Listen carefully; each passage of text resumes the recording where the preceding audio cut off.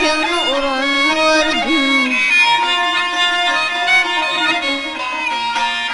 Bu gelinler kıyır yar erlen yüzüne, erlerin yüzüne duranırdım.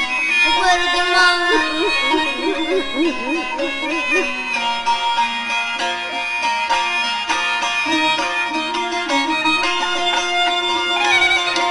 bu inne sileme yar ana ağani, ağlar hem sileme yar nimi. Bu akitlerin bir mehriban eneni, dağın oğlum yenzem duran gördüm.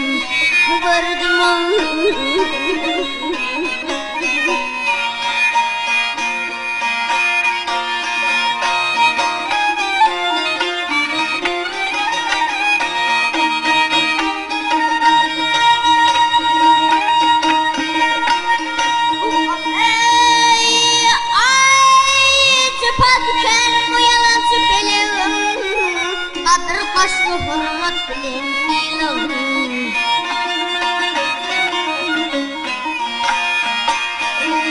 Bu beş gün pullu olan yeni yolum, dostuna yermen duran gördüm.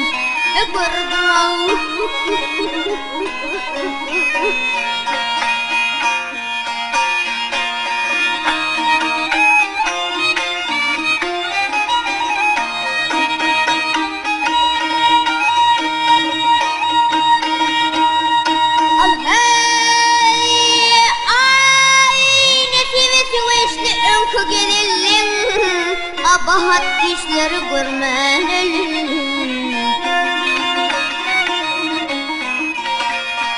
Bu erkeğini ağladıp çevir gelin, ögenin kuzuna dolanırdım.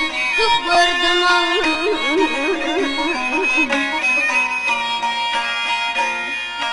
bu yemin kuru bolka açılmaz günlerim.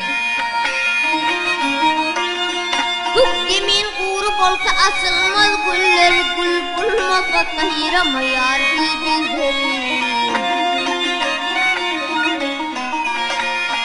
Bu oğlundan gelinin yanan bendiler, gözün açıp kara giren gördüm.